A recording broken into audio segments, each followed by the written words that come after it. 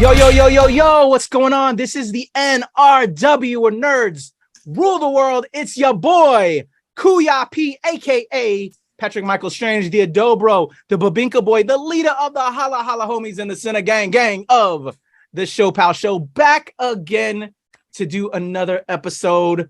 I am actually fresh from San Diego Comic-Con, where it was just insane with all the work we're doing with Lumpia with a Vengeance. We talked about a third film on the way. We launched my legendary Lumpia Squad comic with Patricio Janelsa, the whole squad. It was amazing. And while I was there, I also took in FilipinX of Popular Culture, I believe was the name of the panel, but it included my good friends Earl Bailan, Mitch Narito, La Sharma from Cinema Blend, and this cool cat who's going to be my guest on this show, Jason Patrick Galit, aka JPG. I love it. It's going to be a fun time. But before we get into that interview, I forgot to give a shout out to the Amazing Ates, because they're not going to be here in this episode. I think I said in a previous episode that Tina was on her move. She's still kind of, getting everything together and getting her whole studio set up for when she records. So shout out to Viva Valentina on that move. And of course, as we've been all year, Kataphorric is over in Japan and she's just doing that education thing. And I love it, teaching the people over there. And that's so amazing. That's so beautiful. So shout out to them. Shout out to the Amazing Ates. Another amazing ShoPowSho episode as we break into the 100s. We've had over 100 episodes thus far. Super excited about that. And of course, I'm going to continue to give you amazing guests and show love to our people. And today, again, as I said, I'm going to have JPG. From what I understand, he had his own pop culture network going on, and now he's got this new thing coming on. We're going to learn all about it. So why am I stalling? Let's just bring him up on the screen. Here we go. You're about to see him in just a second. There he is. JPG, how are you, sir? I'm so grateful. Thank you so much for having me on today. Oh, definitely, man. As I said earlier, I was at your panel. It was amazeballs. I love it. As a Filipino, proud Filipino who's very openly Filipino AF. I'm Filipino as fuck. I'm not ashamed about it. I wear the banner proudly. I'm carrying the flag everywhere. I loved that you had that panel at San Diego, and having my homies on there, of course, even more icing on the cake. Thank you for doing that as well, representing, brother. Of course, yeah. This was the second time in Comic-Con history that we've ever had a panel specifically focused on the Filipino voice. The first one was actually the very first time we did this panel, and we were calling it FilipinX Voices in Podcasting, and we actually did this all the way in 2019. But I mean, from the history of Comic-Con, I cannot believe I was the first one to get to do this. So it's a big honor. And I got to tell you, it is so weird being on a show where somebody says my last name correctly. Oh, like it's so weird. You don't even have to ask. It's so good, right? But I think that's kind of just the power of our voices, right? Like we get to be we're consistently represented between each other, and oh man, just to get to walk in on this, and you're like, okay, cool, I already know how to pronounce your name. That blows my mind, seriously. Thank you. That's tremendous. I can brutalize, being the fact that I can brutalize name. That's an honor. I appreciate it. I love that. I'm gonna take that one to the bank. I'm gonna play some numbers. JPG, man, again, amazing, and bravo on that. One of the key things I've done here on the East Coast is bring our voice as an Asian American, as Filipinos, to cons. So the fact that you're out there doing it on the West Coast, man, I love it.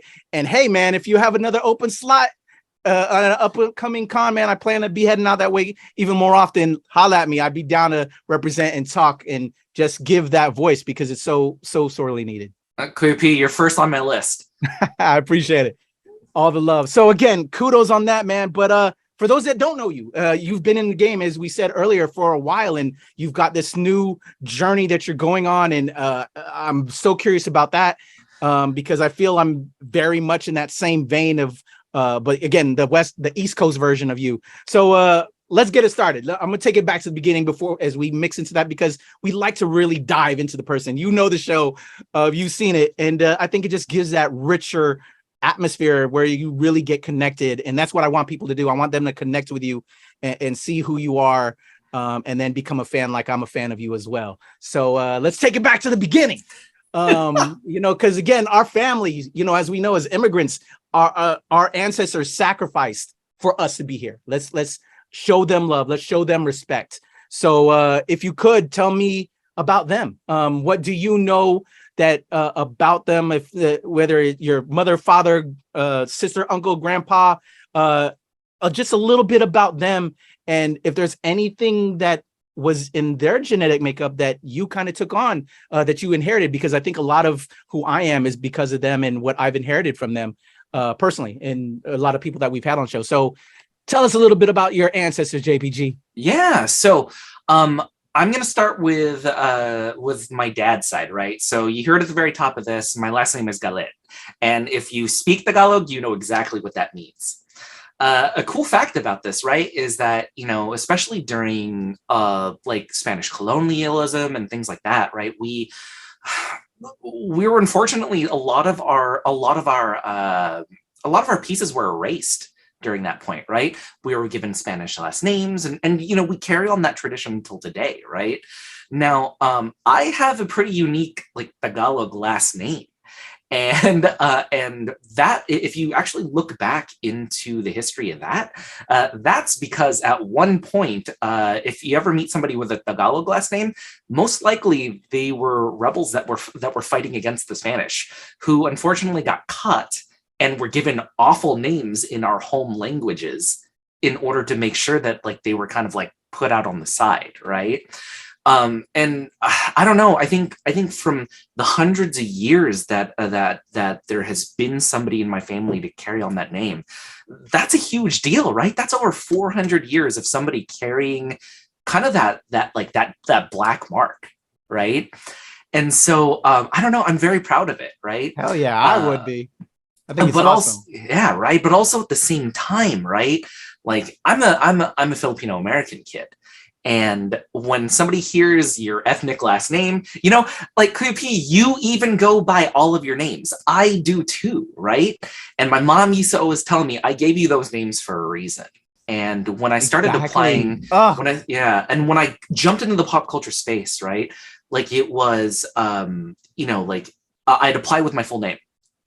And immediately I started getting no's, right? Immediately like, oh, hey, not familiar with your work or something like that, right? The second I start going by JPG, they're like, hey, this isn't a proper name. And I'm like, hey, you wouldn't ask, like Nicolas Cage for his proper name, right? You wouldn't ask any actor or actress like, hey, this is my stage name. This is what I go by, right? And more, when I didn't put an ethnic name out there, I started getting picked up. And it's wild that I had to get my foot in the door in that way. But I think, us as a culture, we're at the point where we got to get our foot in the door however we can, right? Whatever roles we can take, whatever we can do in order to get in front of the camera, in front of a microphone, anything like that, right? That's what we got to do right now. And I think this is like the whole idea actually came with my new company, and my new company is called InterMyth, right? I call it InterMyth because you are already in the middle of your story. I'm just here in order to help you make it better, right? What I do is I especially try to focus on women, people of color, and the LGBT plus community in order to launch content, right? Now, I do have to say a lot of my clientele are Filipinos, right? Because when you see somebody doing the same work that you want to be doing, you're encouraged. You feel more comfortable, right? I'm here to be an open door. And whether you want to launch a podcast, do a Twitch stream, get your voice on a tabletop RPG actual play, things like that, right? This is what I'm here for. And this is why I started the company. Awesome. All right. So I'm going to slow you down because we're going to get into that mix. And I want to find out how those kind of things intertwined. But I love it. But so that's why I didn't want to stop you. But I feel you. And then what you hit home earlier too, what you said is in regards to like name changes. And as you know, like I go by Patrick Michael Strange. That's my SAG after because I'm also an actor. What I registered, but I did that because, you know, what's crazy is, as we know, that's what gets our foot in the door. But what's wild and why I also am now like so adamant about the Kuya P now is whenever they would see Patrick Michael Strange, they did not know this face was going to come in. They didn't expect this face. They expected, let's be real, an Irish white guy, you know, because my dad is actually Irish German. So that's why I got Patrick, and also very Catholic, as was my mom. And, you know, so Patrick Michael, Saint Patrick, Saint Michael, and then Strange, you know, they would never get that out of this face. So, but that wasn't me, you know, so I was always, you know, had a nickname, you know, well, as you know, in Filipino households, boy, Kuya, like, you know, we all know a boy or that we all know. But yeah, there's a nickname there. But I was so proud of my heritage that just didn't symbolize me in a way. And I actually had a ton of different nicknames growing up. But no, I felt that one really hit home on me. And then in regards to, you were saying like panel wise, submitting to these shows and trying to get a panel going, unless you were established or had some other kind of credentials, they didn't know your name. Or like you said, if they would see an ethnic name, they wouldn't be so inclined to let you in. And let's be real, racism is real. So now I felt that. All right. So going back to my methods of my madness and how we do things, and you know how I roll, I'm going to carry you along your journey of life. And then we'll dive into things because I want to know how they all, again, intersect, and then what formed that and what gave you the motivation for different things. We were paying respects to fam. So did any of your fam or ancestors have like this kind of drive or creative type of energy prior to? You know, I come from a long line of, you know, my dad's side, almost all of his brothers and sisters moved over to Southern California in order to make a life for themselves. You know, I come from nurses. I come from people in healthcare. I come from people who serve, right? And especially with my mom's side, I was a third generation teacher at one point. Right. My grandmother taught during World War II. My mom taught a little bit in banking, and then I was an English teacher. But you know, before I really jump started into the whole creative process in my career, right? And yeah, I mean, like, I think what really sticks out to me, right, is we come from a people of service, right? Totally. Like the best thing that has ever come out of the Philippines is the people. Oh, hell yeah. I love that. Yeah, yes. Right. And and we talk about, you know, like a lot of these countries talk about like what their best imports and exports are. Our best export is our people. Drop the mic right there. Drop the mic. I feel that. All right. Very true. And I'm going to get into that too about, you know, the service industry and then kind of career path, because I think, as you know as well, and very much like a lot of my other female Filipino artistic friends, is art is fun as a hobby, but it isn't what they want us to do as a full-time job. They'd rather get us into those service industries, lawyer, doctor, engineer, you know. So, but we'll get into that. All right. So we talked a little bit about answers. Let's talk about early JPG. So let's go back to the roots with mom and dad. Were you born, Phil Am here? Tell me, city, state, where you born, and just a young JPG between 1 and 10. I was born in Southern California. I'm originally from Santa Ana, California, which, if you're not familiar with the area, it's about 2 towns south from where Disneyland is. And so, you know, you grow up in the shadow of that entertainment, right? Of something that is just constantly hitting all the entertainment that you're looking for. And then on top of that, which is one of the biggest, I mean, like Pixar is one of the biggest hiring of Filipinos in the creative industry as well, right? And so, yeah, I grew up in Santa Ana. I mean, like, I think I learned Spanish before I learned English at that point, a big Hispanic population. And something that I really connect with, especially in childhood, is that, you know, both Mexico and the Philippines very much heavily involved in that Spanish colonization. And so you'll notice that with Spanish and Tagalog, we we share a lot of these same words, and we share a lot of these same styles and cultures and tastes, right? And I mean tastes like both aesthetically and in food. and so getting to grow up where I could see some of my culture, but not all of it, I'm a lot luckier than most other people like us are, right?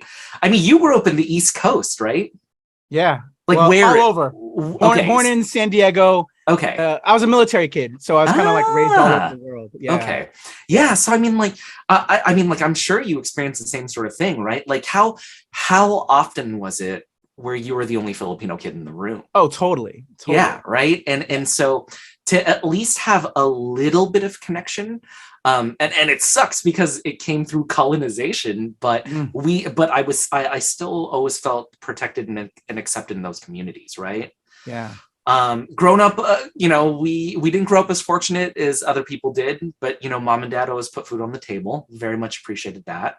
And a lot of my time, and I attribute so much of my early development to this, is a lot of my time was spent in the library, right? I learned how to read through comic books. I feel that. Yeah, I can totally relate to that. Totally relate to that. And something that my mom always promised me was, as long as you can read this comic book to me, I'll buy you however many ones you want, right? Woo! And this is back in the day, right? Where like you didn't have those dedicated comic shops. You're just pulling them off the rack when you're at the grocery store. And that really opened up my eyes to just pop culture in general. And comic books have always been like my bread and butter, right? I say this all the time. When we look at a novel, right, we think about how much impact it makes on the just on like literature in general. When we go to a museum in order to check out art, we see these paintings, we see these photos, and we understand their impact on the photography or the painting community. It's so weird that when we combine them together, it's somehow seen as childish or not worthwhile. But that's what comic books are doing, right? It's the sequential art medium.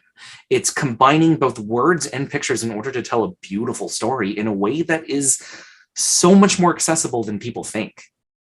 Very true. And this is exactly why I wanted to jump into pop culture in the first place. Awesome. So I would say that's early life, man. And like, I think we consistently forget, like, libraries are the only places where you can exist without spending money. Real talk. Right? Yeah. Like, I definitely have a lot of time spent in libraries growing up as a kid on a Navy base, when you didn't know a lot of people, because as a military kid, I lived everywhere 4 years here, 4 years there. So it was hard to have, long-standing friends. And then also being an outsider, being Filipino, being different, not fitting in. I know that well. Can I ask you a question real quick? Yeah, go ahead. I love the background. I'm really feeling it. If you could see the rest of my office, it looks exactly like it. And nice. But I wanted to talk a little bit about, like, how you connect to stories, right? Like, was comic books kind of like, was that kind of like a comfort to you, moving around and you just always knew that you could follow that story? Totally. Well, when I've been on the other side of things, like of this interview right now, it was the one consistent thing that I had as a military kid. Again, being 4 years here, 4 years there, you didn't, again, no long-standing friends. So my friends became the characters in the comic books. Peter Parker was the one friend I could always count on and know what's up with him in his life, although he was going through it. In every episode or every issue of the comic, he was there and I could always check in with him. Same thing with like John Byrne, Chris Claremont on Uncanny X-Men, where I really felt connected because, again, with Peter Parker, he was the nerd. With the X-Men, they were more of color. So I had like where I could feel, mutants, and then the characters of color I could relate with because I was a person of color. A mixed kid who really didn't fit in. I'm half white, half Filipino, but never connected with white people because they never saw me as white.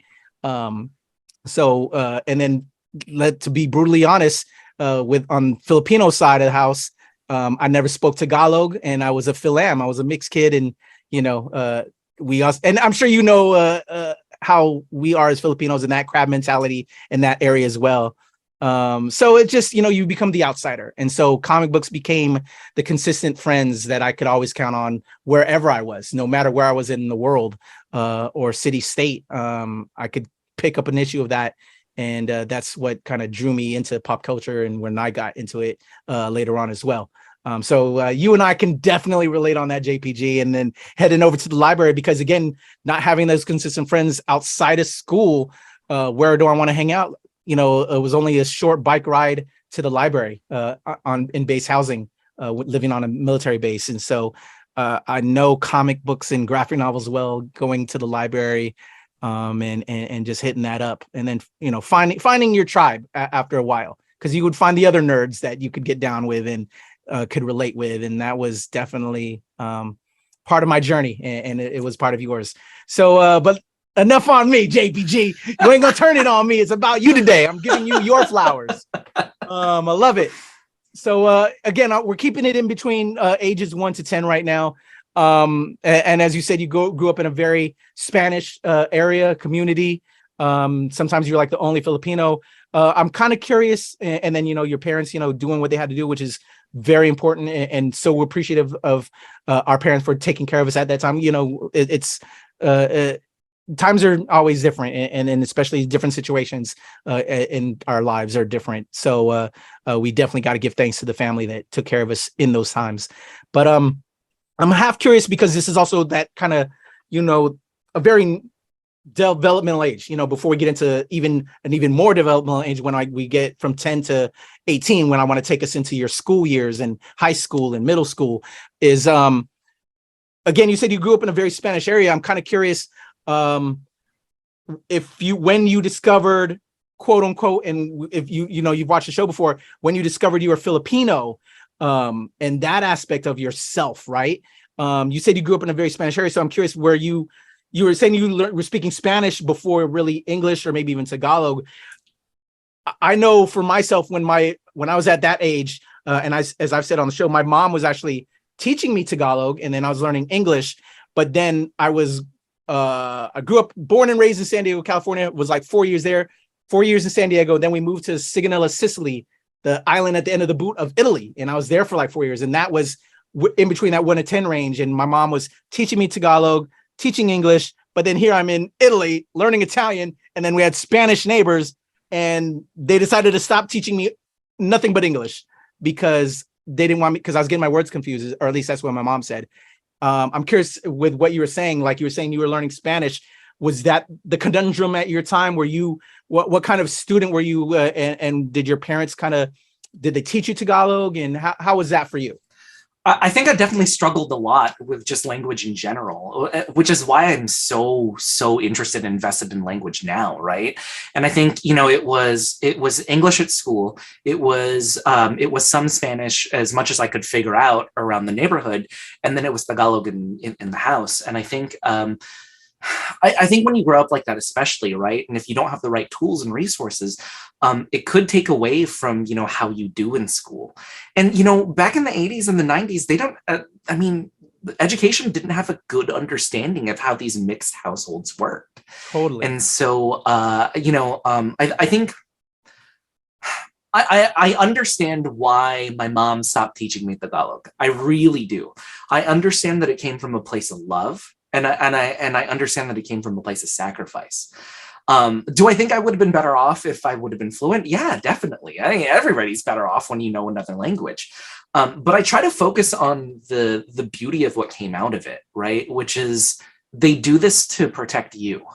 And later on, yeah, you hear from your ninongs and ninangs like, hey, why don't you know what I'm saying, or anything like that, right? But like, I think that there is a lot of love in holding a piece back of yourself in order to make sure that your kids succeed, right? And really, when I jumped into it later on in life, like language and literature, that's exactly what I wanted to be passionate about. But yeah, there is, I hope when people watch this, they understand, yeah, like your parents might get down on you for not learning, but also at the same time, that came from a place of necessity. That came from a place of survival, not just for you, but for your parents as well. Yeah, you said that so eloquently, man. So basically, you and I both went through the same thing. And 100%. They had to choose what was right. And, you know, that was, again, the same thing my mom said. We knew we were going to be moving back to the US, and we didn't want you to get confused later on. And yeah, we're sorry. But I'm like, damn it, Mom. Yeah. But there's a right. sacrifice in that, right? You're right. And I mean, like, I have, you know, like, I'm one of the youngest cousins. And so a lot of my older cousins can speak Tagalog, but I can understand it. I can't speak it. So I just always answer in English, which is always really embarrassing. But also it's really fun too, because my wife is Russian Jewish. And so, you know, she has no concept of our language at all. So I'm constantly translating for her at like family parties or things like that, which really like builds up your skills, right? That's awesome. Yeah. I love that. That's cool. All right. I dig it. I dig it, man. Again, as I said earlier, our journeys really kind of mirror each other, brother. So I like to think of myself as like the less handsome West Coast version of Kuya P. Oh like, my God. Okay? Don't do that. Whatever. You're a good looking cat, brother. Mad respect. I love it. All right. So since we're still in the 1 through 10, you brought it up. You went to the library and you discovered, was that the library where you discovered comic books? Because I'm kind of curious, what was the first comic book you remember reading? Oh gosh. Okay. So the first comic book that I remember being able to buy, all right. Okay. My dad, who he was in the picture for a little bit, and then kind of like came in and out afterwards, right? That's, yeah, the Filipino dads, we'll get into that. But when my dad was still around for a bit, he one time made me dig out a tree stump from a neighbor's yard, right? And he's like, look, if you do this, we're gonna pay you. And I'm like, okay, let's do it, right?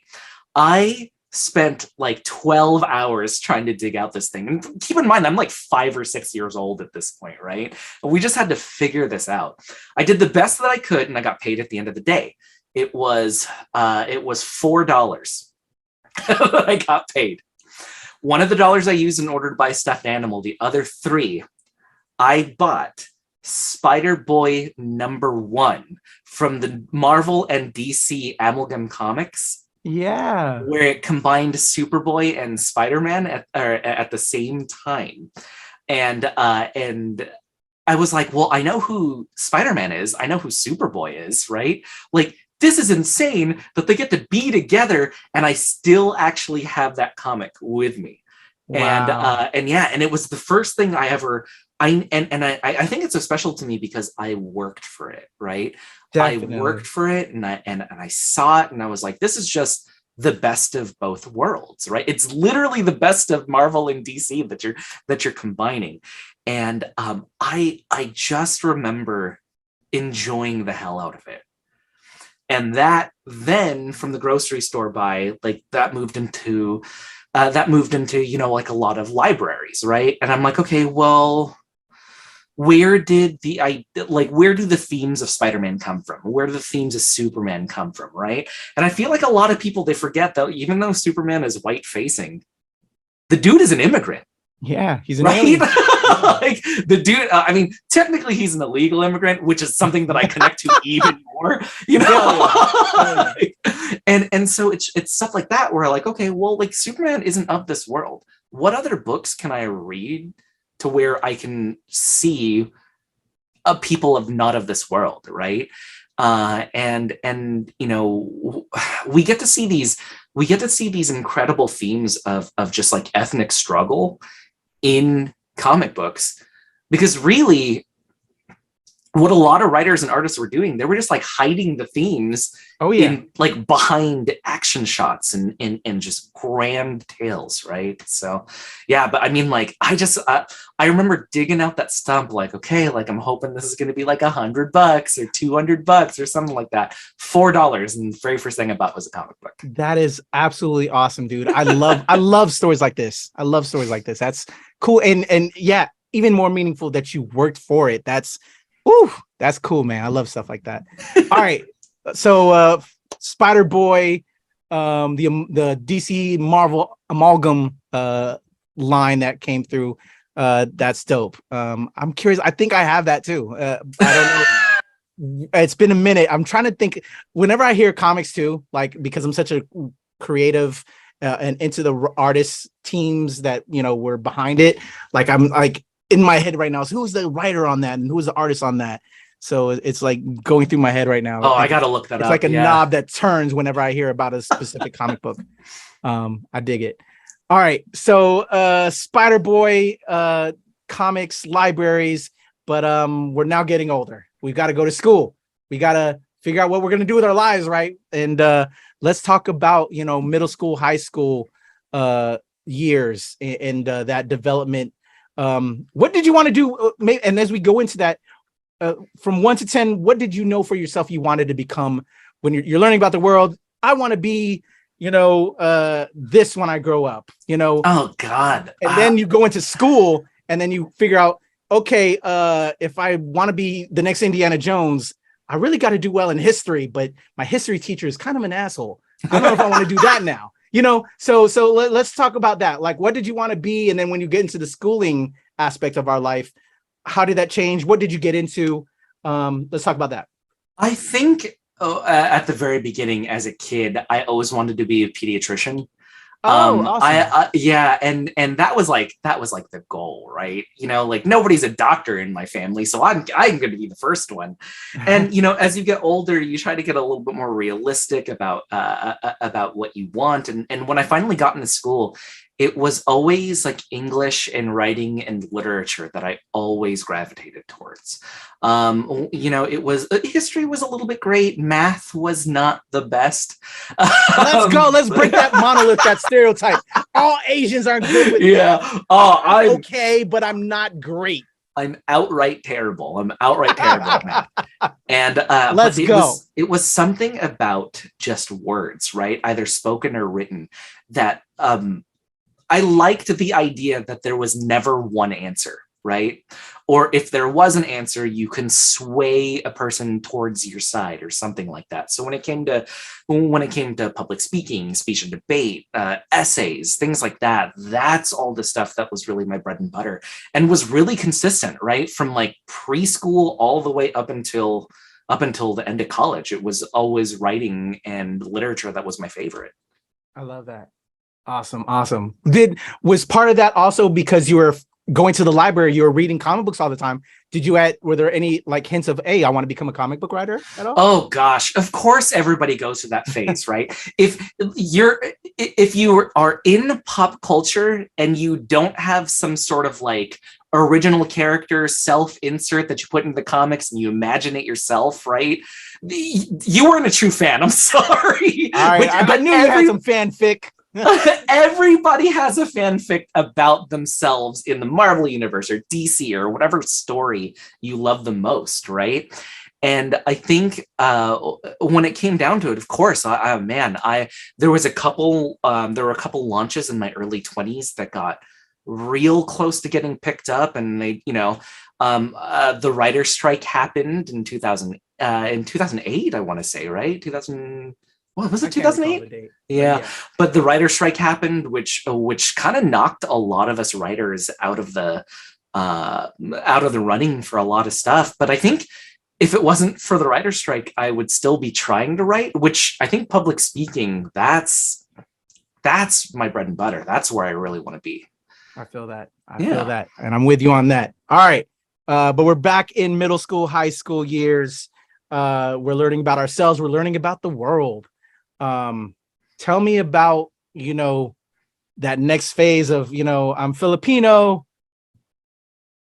I'm in a mixed school. How was that? Where when I've had other people on, you know, some of us embraced it, but also if you're a fan of Dante Bosco, do you remember the debut, Filipino American classic?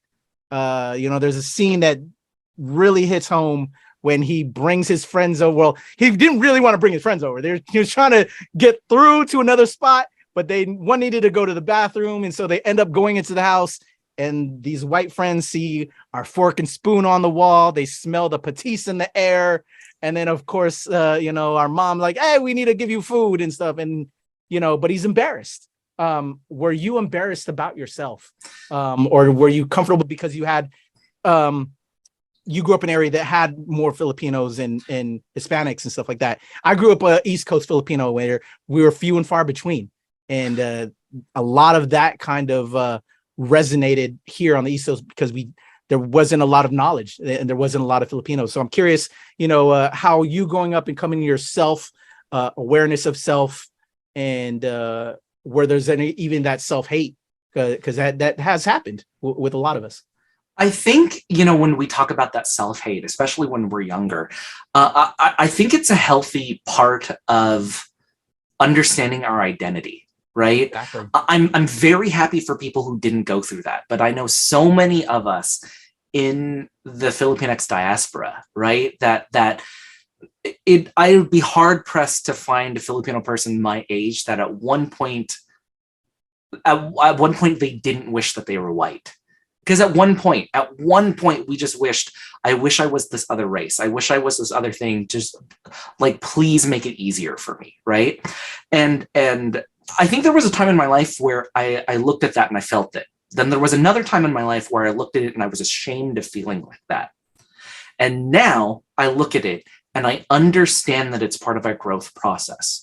I understand that, you know, with our homeland Filipino family and friends, right? They get to wake up, they exit the house, they look around, and there are people that look just like them.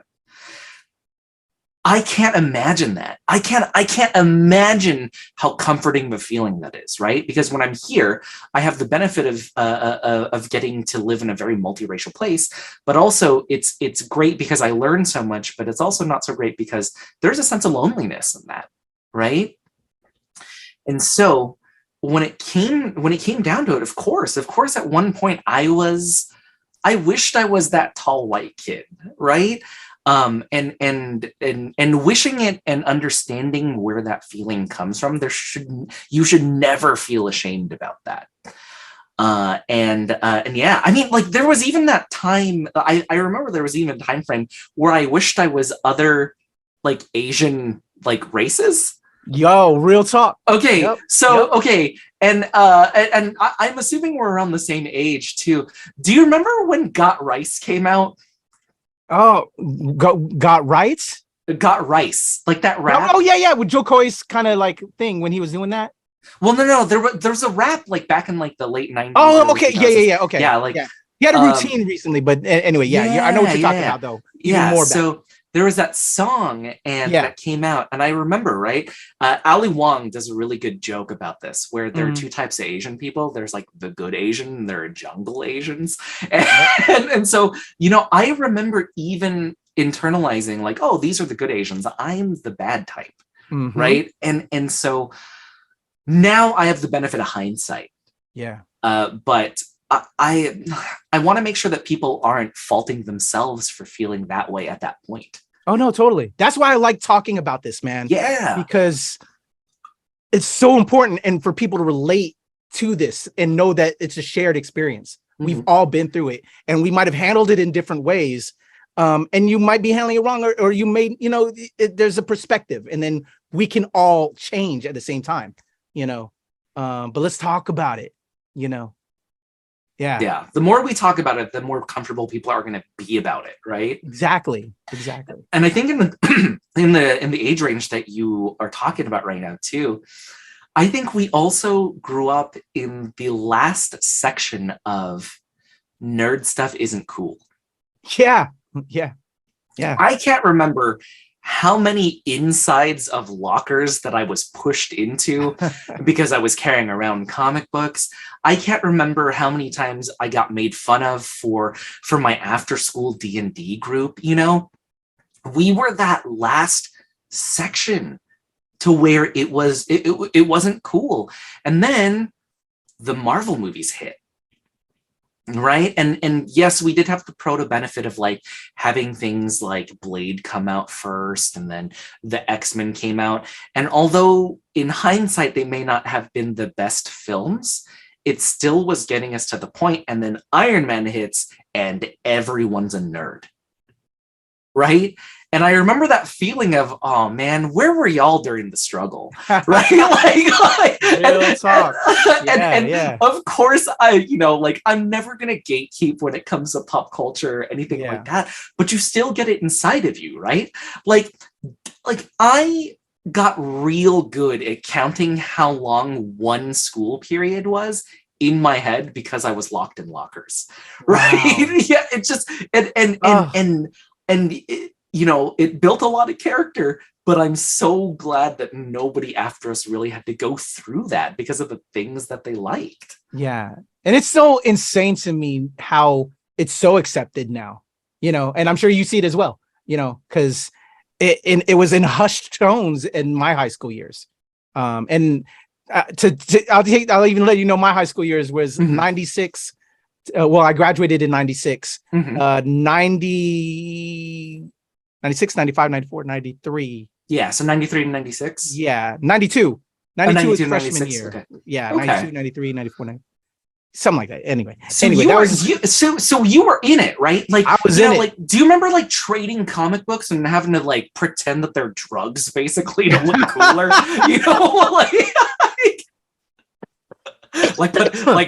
Don't make eye contact. Put it in the bag real quick, man. Marvel Universe trading cards. That was the hustle. So I just did a panel at Comic-Con about the 1992 Marvel trading card universe. That's why I brought that up, because I knew you did that. Okay, so but that was like our hustle back then, though. Yes, trying to get the whole set back in the day. That was gosh, right? Yeah. And oh man, I when I did the panel, I actually had a full book from a very good friend of mine, who he collected and went back and got every card in that set. Crazy. Right? He even saved some of the bubble gum from the actual packs for it. I was like, man, I am never cracking into this thing, right? And it was Marvel trading cards. That was the jam. Yeah. But all right. I'm really waxing nostalgic right now and remembering times. But we've all been through it. It's different time periods, and how it's accepted now. But yet we had to kind of keep it on the bubble, locked away in the back pocket of we couldn't wear that badge proudly that, hey, I'm a nerd and I love this stuff. Because the culture wasn't ready for it, and it was a very masculine culture. And I'll admit too, again, I graduated high school in 96, and it was still very over masculine F-boy kind of time period and especially as Filipinos men, that we were always conceived as quiet and stuff, but we were kind of like, I would say personally, as Filipinos, at least here on the East Coast, because that was the stereotype, we really overcompensated to show, yeah, man, I'm the hard boy. You know what I'm saying? And just did stupid stuff and started gangs and all that kind of stuff. But, we can change though, y'all. So for you, again, you were finding, your way. What were some of the hobbies? Again, you said you got really into English, and that kind of carried through into college, but like extracurricular stuff. When did you discover D&D? Because you even brought that up. That was during that time period, right? It was during. When did you find all these other interests? Because it was like 1 through 10 where you found comics. Mm-hmm. So getting into the middle school, high school, because D&D again is a very group activity. So I'm assuming you found your tribe of nerds, right? Oh yeah, I was lucky enough to find a tribe. It sticks out in my mind now, right? With how popular things like Critical Role and Dimension 20 is now. I've been working in the tabletop RPG space for just about like 6 or 7 years now, being a consistent voice. And something that always stood out to me, right, was like, once again, right, there's a barrier to entry when it comes to getting into pop culture. And I remember I remember hearing about this game D&D when I was a freshman in high school, and I was like, I want to do this, right? It sounds like a video game where there are no rules. And so I remember when I jumped into these groups, I was the only ethnic person in them, right? You know, there might be a smattering of an Asian kid here or there, but the groups that I did stay in contact with, almost all of them, almost 100% of them were white. And stepping back, I now realize, you know, in order to buy the dice, in order to buy the source books, in order to print the paper that in order to print the character sheets and the paper that it's on, right? All of that takes like a lot of resources, especially when you're at a young age where you're not generating money or anything like that. Now I'm a grown-up adult. I can just buy whatever the hell I want, right? Like I literally have the 75th anniversary Captain America shield just right here, right? But what I remember distinctly from that is, if I'm going to be the only ethnic person here, I want that to be reflective of how I play. When when everybody's playing a human or an elf, I always played like a halfling or a dwarf or an alien if we're playing a sci-fi setting or something like that, right? And I always added a piece of my own culture into the culture of whatever I was playing. The fact that people don't understand that like halflings are like the Filipinos of Middle Earth, like I don't think y'all understand, right? Like and go back and watch the Lord of the Rings films. Just think of all four of those dudes as Filipino, and the movie just makes even more sense to you. But yeah, I would say that tabletop RPGs, comic books always going to be my first love, but tabletop RPGs is definitely that's the next one that I moved into as well. When it came to other extracurriculars, I did play a lot of video games when I was going to school. I played on a competitive Counter-Strike team. Oh wow! For a little bit, yeah, and that was a ton of fun. And yeah, other than that, though, you know, a lot of like my high school years were actually marked by having to work because around that time, my dad just peaced out, right? And mom for the most part was raising us by herself, you know, single-handedly. And when I finally had the chance in order to work, my Kuya and I, we jumped in, right? Like my Kuya Matt, his first job was at Disneyland, since we live so close. And then my first job was at a Jamba Juice making smoothies, right? Awesome. And yeah, I just think that marked a lot of the both of our high school years, where we're trying to work as hard as we can in order to, you know, like keep a roof over our heads, but then also like, what are we doing in order to find fun, in order to find enrichment in our lives? Wow. That's, I got to commend you as a good son and good Filipino man, and taking care of family, because family is first. And it's unfortunate, you know, father stepped out, but we know how that family isn't perfect, and it is always isn't, you know, but you guys carried the torch. Oh yeah, brother. That's beautiful. That's amazing. Bravo. So that's oh man, just wild journey. But I'm sure when you reflect, it means so much, and it's so important, and that molded you into who you are. Mm-hmm. So that's amazing. I was thinking about when you were talking about D&D and finding that family there, and then putting your own self into the characters you would create for yourself there. How was that taken? Because you said that you were like the only real, you know, person of color there. How did that play with your counterparts in there, with them being primarily, I would assume, white, or, you know, and you're like the minority, and then you wanting to put your culture into it?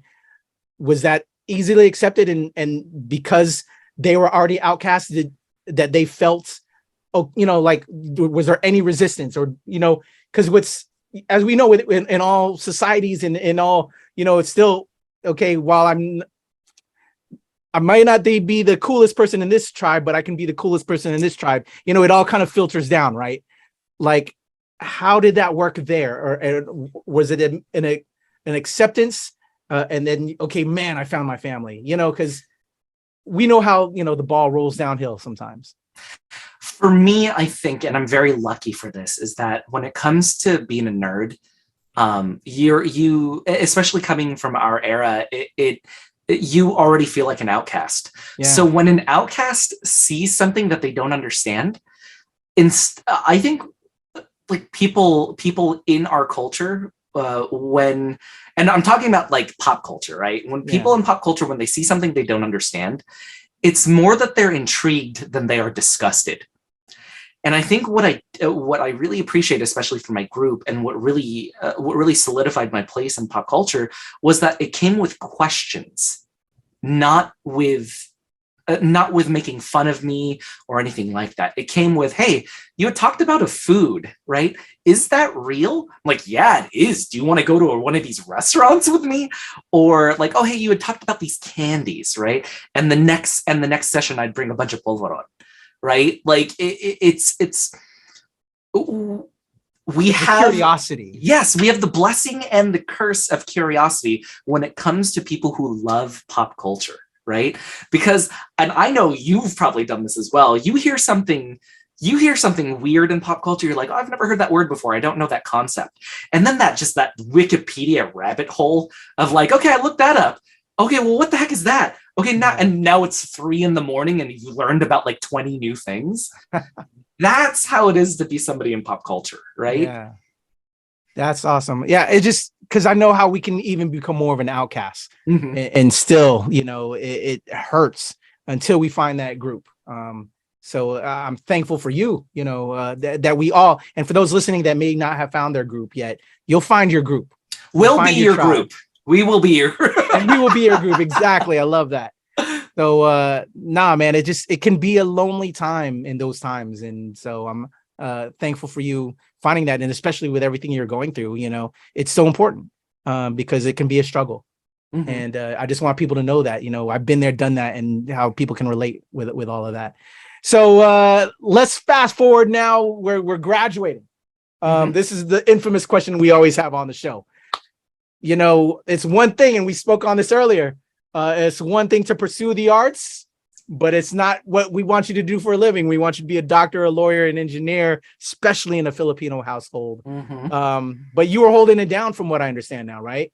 You were working at the same time, going to school. Father was out of the picture. So what was your mom's desire when you're like choosing your college path?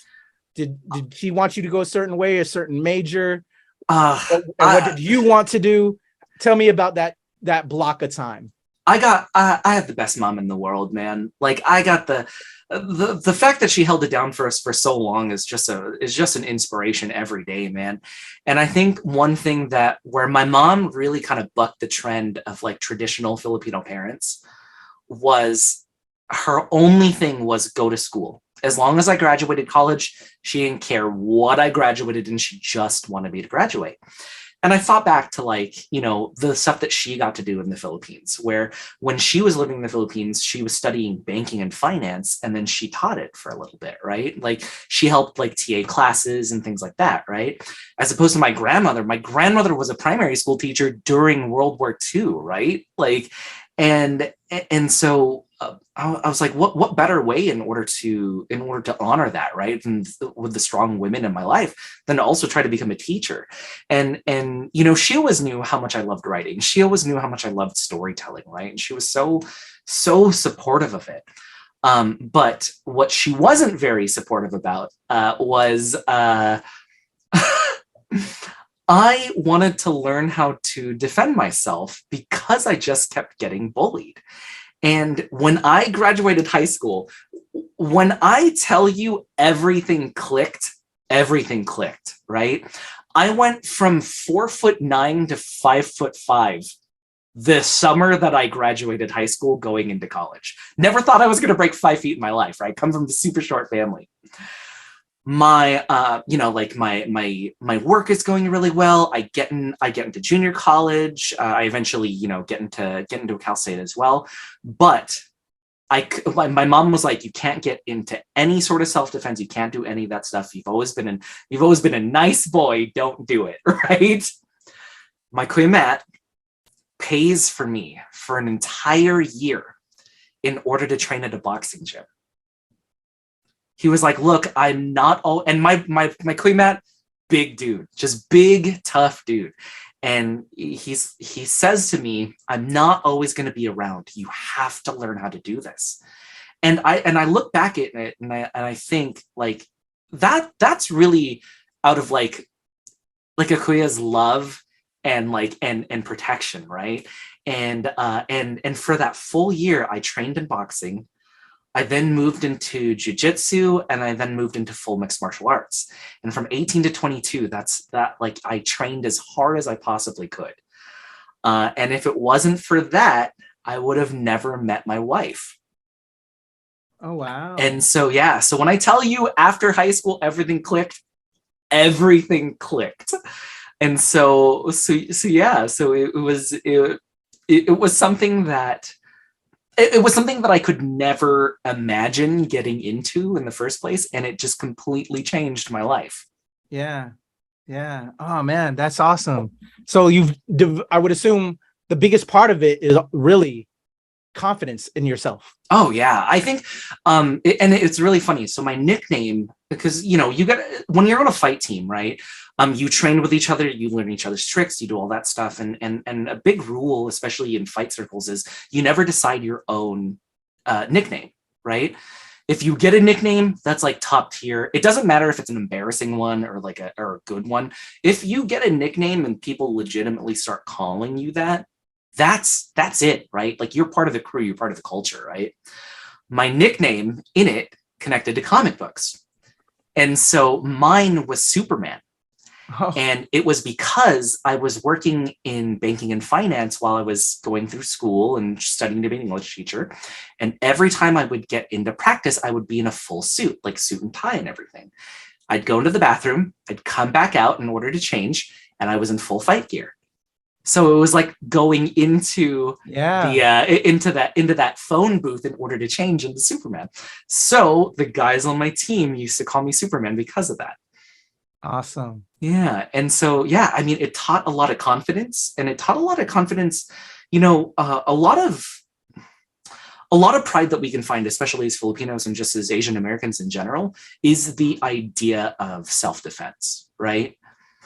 Some of the most effective self-defenses come from around the world, and a lot of it comes from Asian countries. And getting to be able to connect so deeply in something that you never thought you would get into is a magic I can't describe. I love it. So what did your mom say when she finally heard that you're doing all this? She hated it. She came to one fight. I remember getting rocked in the first round and just having to get back on my feet. Mm-hmm. And I remember how the ring was set up. When I got up, I looked exactly right at my mom, and I swear to you, she took off one of her shoes, and I thought she was going to jump into the ring, like just to beat this man to death. I'm not going my son. And so I'm so I'm happy that I did it, and I'm happy that she went to one fight. She never came to another fight after that. And she's just and she just told me, right, like, you're my baby, I can't see you do this, right? And it's a part of my life that feels like half a world away, but I gained so much from it. Yeah. So she understands, though, you needed this for self, right? At the end of the day, oh yeah, even though she didn't want her baby to get hurt, but and I think you and yourself, you needed this. Yeah, and then like a little bit later, right? We get Manny Pacquiao and like in the pop culture consciousness, and that made it a lot more acceptable, right? Like, oh hey, like this Filipino is doing really great at it. I guess I can feel better about this as well, right? And I was doing that while going to school, while working, all of that, and And because of all the random injuries that I used to constantly have, it's the reason why my wife actually approached me at school and asked me, like, hey, I see you almost every day. You're always on crutches. You're always icing yourself, like things like that. What do you do? And that's exactly how I met her. Awesome. So let's get into that love story real quick. Yeah. Because that changes our lives when we find that significant other, that person that becomes our world. You meet her. Can briefly. We don't need to get all the gooey lovey details, but you met her, the courtship, and then that opening yourself up to the rest of what your life would be. We met in about August of 2008. We started dating October 1st, 2008. Alex is Russian Jewish, so her grandparents were Russian, and they moved over here during World War II in order to serve in America during the war. And then she's a big military brat also. Her father was actually a major in the Air Force as well.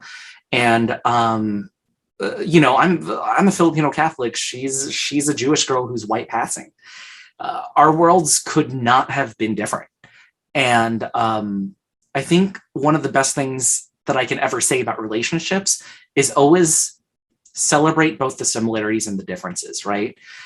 Like, we do not understand as a Filipino culture how close Jewish culture is to us, because all we want to do is feed people, right? and I think, once we started finding these similarities, right, it was really eye-opening, right? It's something that taught me that, like, even between like Filipinos in the homeland and Filipinos like in America, we have if I can find it. If I can find all these similarities with a Jewish girl, I can find similarities with people from my homeland, right? There's no way that we can't find similarities. Yeah. And it's a good reminder that it doesn't matter where you come from, you're always going to find something in common that brings you together. I love that. All right. So with that being said, Filipino mom, different culture, wife, did they click out the gate? Oh God. How was that? So I think Alex was scared of my mom up until we got married.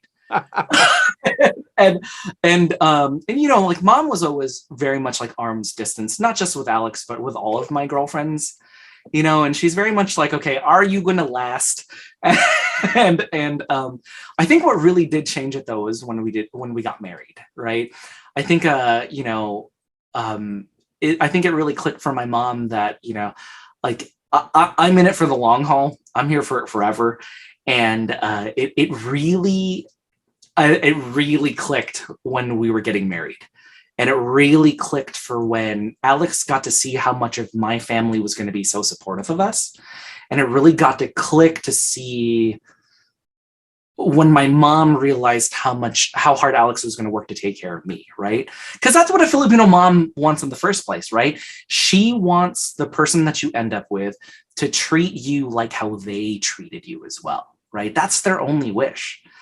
And yeah, and I think once she really realized that, I think that's when they really click. I think my mom and Alex talk more with each other than I talk with my mom now. Right. So does my wife and my mom. They're like buddy. Yeah. Let me tell you, at the beginning, it was different. My wife's black, and so black wife, Filipino mom. How is that going to work? And yeah, and they're the best. They talk to each other more than I get with, what's up with my mom? Oh, this, Oh yeah. I love it. I love it. So, all right. We're now in the phase again. We find love. Love is so amazing. It helps give us our focus. We found martial arts. We found boxing. You built up your confidence. You graduated from college. But so how does now? Okay, remember when I was reading comic books at the library, and there's something about that, and then playing games in high school with my D&D group. How do we turn, this pop culture passion into the various, things you've traveled. I know you. I can't remember what it was when I was looking at your history. Oh yeah, started that, and then leading now, which we started up earlier into InterMyth. Mm-hmm. Tell me how this drive into combining these passions grew into working with cons and doing now what you love and enjoy. Alex has always been in entertainment, and even during school, she was in entertainment as well. She used to be a choreographer out in LA. Oh, wow. And so she had at school started a radio show. It was her and one of our other friends, and one of our other friends is still a big collaborator of mine, Cole Garrison, and they started a radio show, and they wanted to start a radio show about pop culture, mostly about comic books, but pop culture in general, like movies and TV and all that. And they're like, hey, we have these two people. It's not working. We need a third person. Like, what do you think about being on the show? And at that point, I was like, there's no way, right? Like, I'm writing right now. I'm trying to go to school. I'm trying to become a teacher. I never had an interest in being a voice. And, of course, she was my girlfriend at the time and guilted me into it. And so I started being on the show with them. And we released a Thursday morning show in this group of college radio shows. We got pretty popular, so then we started doing conventions and all that stuff. And then when I finally graduated, we wanted to keep the show going. And this is at a time where podcasting was getting really big. So we started a podcast, and we called it Geek Say What. And I was there in order to kind of be their researcher. I'm the one who's kind of the authority. If you needed to know about certain storylines or things like that, that's what I was here for. Geek Say What then turned into the Geek Say What Network. And that was a network of 10 podcasts that I was overseeing, executive producing at all points. Wow. And shout out to Wayland Productions, who Wayland Productions runs the We're Live audio drama. It's the longest running zombie podcast and audio drama out there. And Casey Wayland, who owns Wayland Productions, let us use his full sound studio for free every night.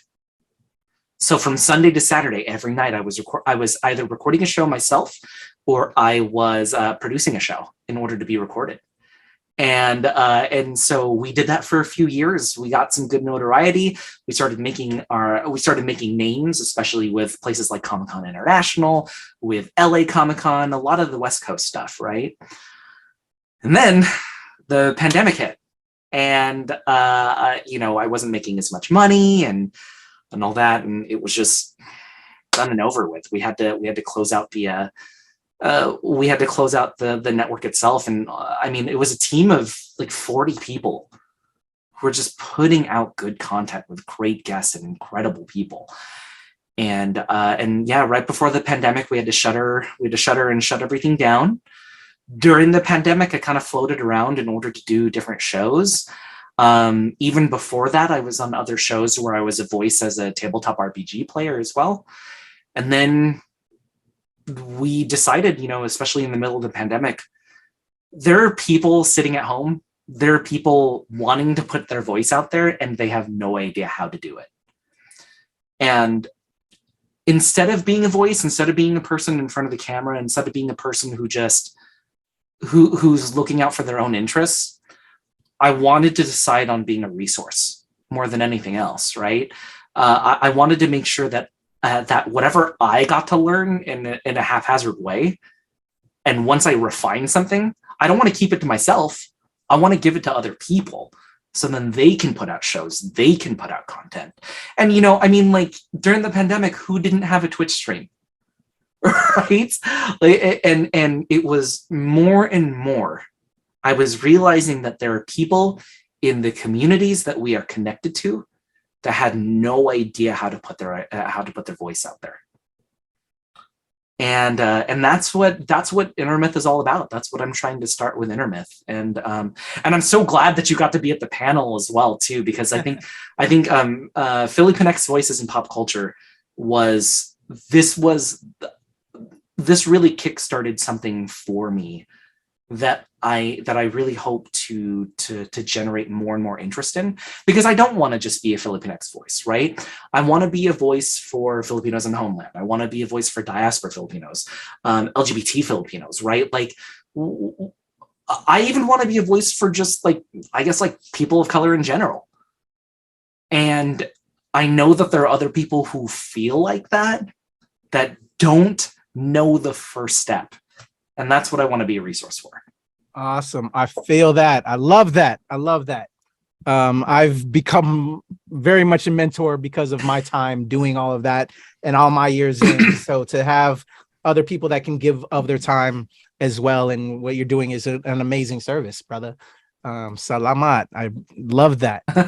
Appreciate that. So what do you think was the hardest lesson in this time you've spent, pursuing this, and, then obviously, things changed with the pandemic, and now you're going to bring up InterMyth and help mold it into and grow it into something even more. What do you think was like maybe some of the hardest lessons you had to learn for yourself in order to, then take it to that next level? I think the very first one that I learned very early, and I'm very thankful that I learned it early, is nobody's ever going to be willingly giving you respect, right? You got to take it from them and make it feel as if they gave it to you. Let's right? go. I love that. And like I hate to be, and I'm so sorry if this comes off rough to your audience. No, that's real talk though. I feel that. So when we started this, it was me, Alex, and Cole, right? Alex is a white passing woman, and Cole is a 6.5 foot, very handsome white man. And so whenever we would go to conventions, whenever we would present ourselves, everyone would think that he was in charge. Every time. It did not matter. It was just, I would tell people to their faces that I was in charge, and they would still defer to him. So during conventions, I would come in a full suit. And I only had the benefit of that because I was working in banking and finance, and I had to wear that stuff all the time anyway, right? So I'm like, oh, screw it, I'll just wear it on the weekends as well. The fact that even 14 years have passed, and then people are still like, oh yeah, you're the Asian kid in the suit. That speaks wonders for like what a brand can do for you, right? So that was number one. Right? That was number one of me taking respect from other people. Number two was, we talked about this beforehand too, was, changing my name, changing my stage name to my initials, right? Because now it's this guy in a suit going by his initials. What the heck is this guy trying to sell? What the heck is this guy trying to put out there? Right? And building that mystery, right? But I do that specifically because when you look at that kind of stuff, I'm going to make you respect it, right? I'm going to make you respect it and make you feel like you gave it to me. Let's go. Yeah. Number two is I want to be a voice for everybody. Everybody does not necessarily want me to be a voice for them. Mm-hmm. And this is something that I'm learning very recently. And so when it comes to being a voice for Filipinos, right? I think now I'm thinking about, I want to be a resource for Filipinos in our homeland, but really I am a voice for Filipino Americans, right?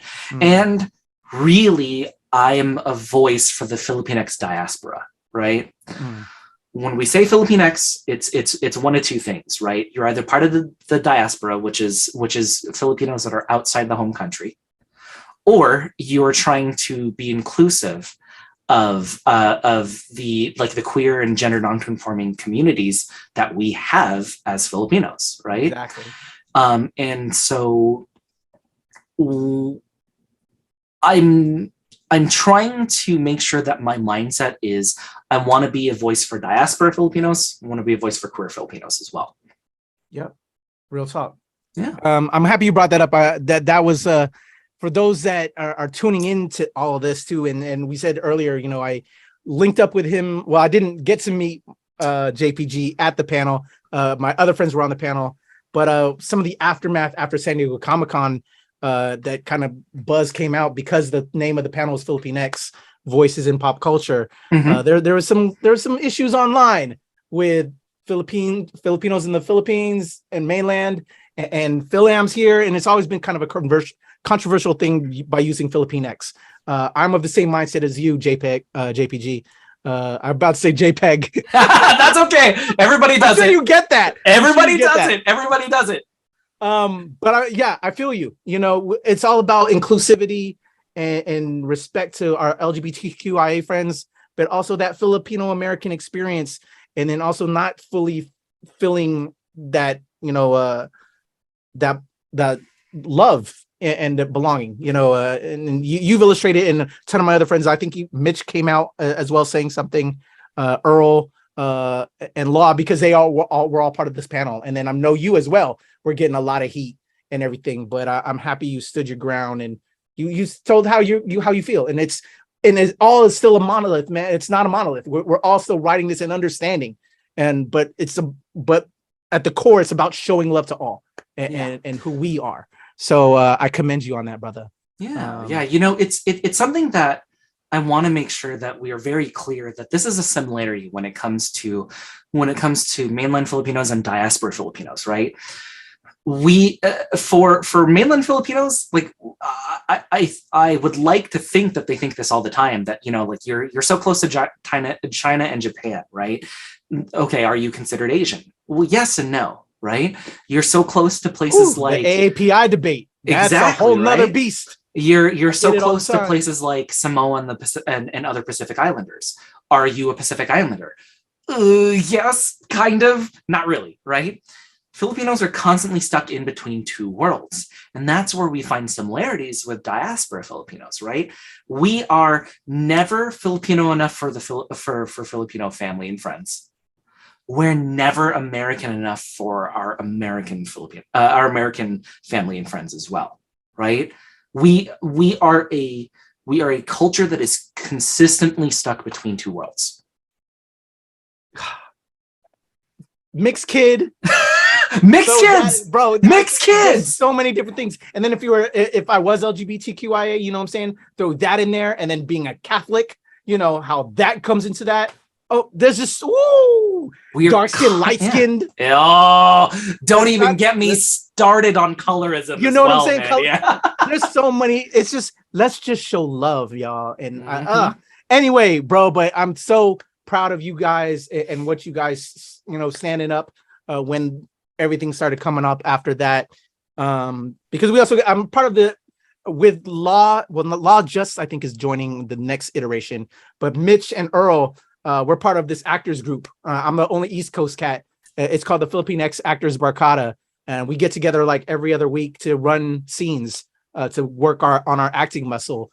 And we've gotten those hits when we've done our charity streams. We've done charity streams to help benefit our community. But then people are like, well, why are you the FilipinX Actors Barkada? Like, get out of here, man. Like, if we are finding ways to separate each other, we should be looking into why we are trying to separate instead of why are we using that term, right? You know, I put out there right now, right? I use Filipino and FilipinX interchangeably, right? I think a lot of us do. Yeah. I know a lot of people in my personal life who don't do that. Yeah. And I'm still going to respect it because that is what they identify with, right? Yep. I am never, ever going to tell somebody how to feel or how to identify, right? That at the end of the day, that is none of my business. Exactly. Right. And if one letter change makes somebody feel included, why not use it? Let's go. I love it. Yeah. Plus, I mean, like, we're getting into the whole idea where, like, man, like, Filipino is kind of like a Spanish colonial like word in the first place. So should we even talk about that? Let's go. Like, man.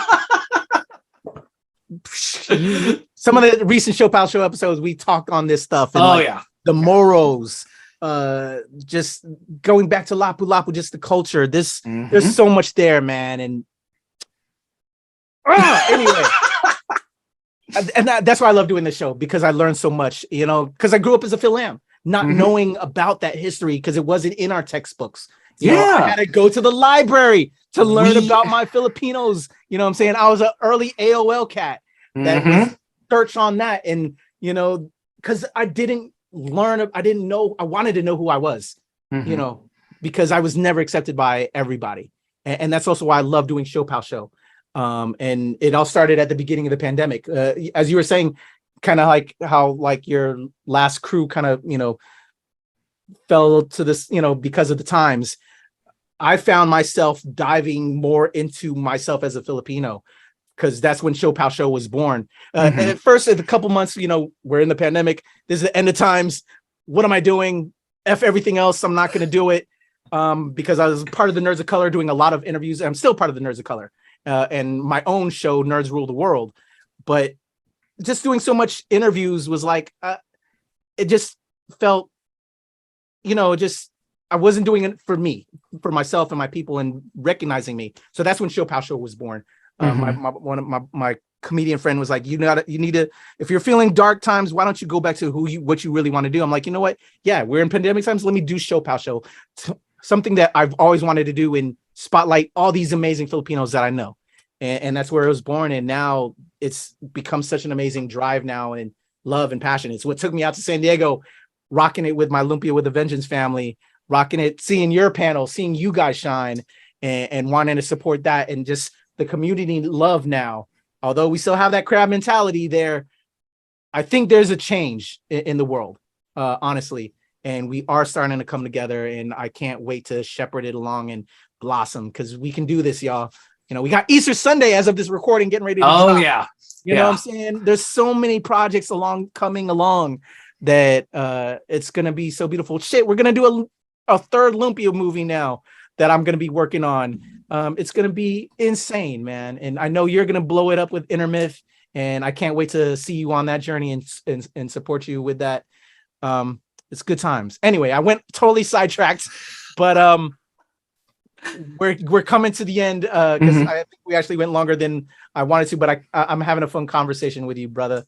I definitely want to have you back as you continue to go out InterMyth and talk about those highlights, man, because now you're part of my ShoPowSho family. Oh, please. It's about supporting each other and helping raise each other up, man. Because of course. Yeah. Thank you again for having me on. I had so much fun, and I really appreciate all this.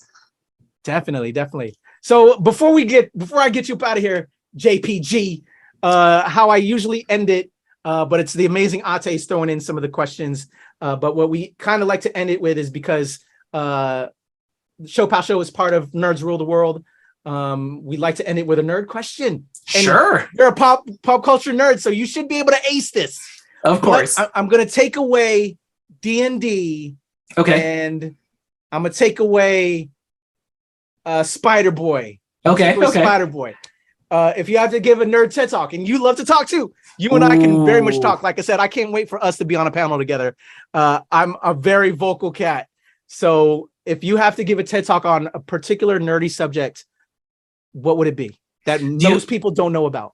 Do you want like a general one, or do you want a specific one? You know what? Give me both then. Give me two.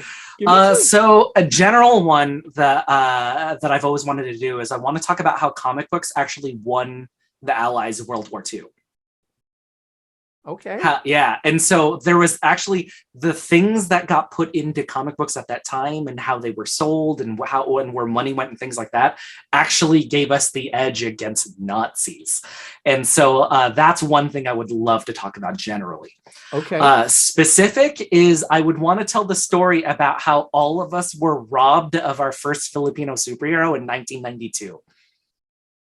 Are you talking about Bishop? I'm talking about Bishop. Right? I've had Wilson on. Wilson's part of my Lumpia squad team. He's in a couple of our covers. Wilson's a god. Yeah, he is. The fact that they let him just run amok on all of these incredible stories, and they just were just like, yeah, Wilson, you're a genius, let's let it go. And we were so close, right? We were so close. It kind of burns, brother. It kind of burns. Yeah, but you know what? There, we still own, we're still, that's us. He's still us. He's still us at this point, right?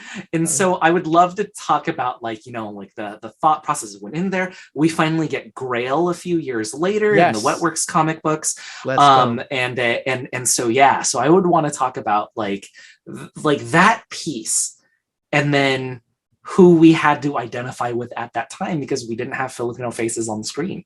I love that. Yeah, we'll have to talk on that because I'm actually working on something. I'll tell you behind the scenes with another good friend out of the Philippines, Keith Sakat. I don't know if you're familiar with him. Oh, okay, gotcha. Okay. And we're gonna have to talk. We're gonna talk because we definitely want to show love, and it's panel worthy type of material as well. To show love and support, especially out there on the West Coast. Because I'll be doing a lot more West Coast cons now too. Yeah. So FYI, if you come out here to the East Coast, man, I have to have you on Totally Awesome Asians. That's one of the panels I do. And just some other things that we bring out here on the East Coast. So, hey, and next time you're out here on the West Coast, like, right? Because InterMyth, another thing that I do is that I actually apply for panels for people, like under my company name too. Yeah. So if you ever want to start applying for West Coast panels, I got your back, man. Oh, also, I'm like 5 minutes away from Disneyland. You got a place to stay. Don't worry about it. All right. I love it. All right, JPG, for the people that are probably driving while listening to this as well, I will have the information in the description below. But for the people that are listening, how can they follow you, check you out online? Of course. So once again, I am JPG. I am a pop culture consultant and educator. You can find me on social media, on any social media at Speaker JPG. And then if you click onto any of my social medias, you'll actually find my Linktree link, which is Linktree/Speaker JPG. You can see all of my TTRPG voice work there. You can see interviews that I've done, and you can see all of my weekly shows as well. There you go. Show JPG some love, y'all. And if you're driving right now, if you head over to YouTube when you get home, look in the description. I'll have all the links there. Click on it, subscribe, follow, give them all the love, y'all. JPG in the house. For me, it's the Legend Kuya P on Twitter, TikTok, and IG. Of course, here at ShoPowSho, my other podcast that actually I'd love to have you on because you're a pop culture nerd and you're a proud AAPI. AAPI Toy Heroes, my newest podcast. I've been kind of lazy on it, where we talk about our representation within toys. So AAPI Toy Heroes, come check us out. Hopefully I can have JPG on to talk about his favorite AAPI toy representation in there. And also at the nerds of at the NRW, at New Release Wednesday and at the NRW. And of course the Nerds of Color. I was almost saying that, my other squad. But at the NRW and at New Release Wednesday, where nerds rule the world, JPG, your boy Kuya P. This has been another ShoPowSho. I'm still getting over COVID, y'all. I'm working on it, and I feel the phlegm in the back of my throat. But I love y'all. Mahal kita. Salamat. Until next time. Thank you.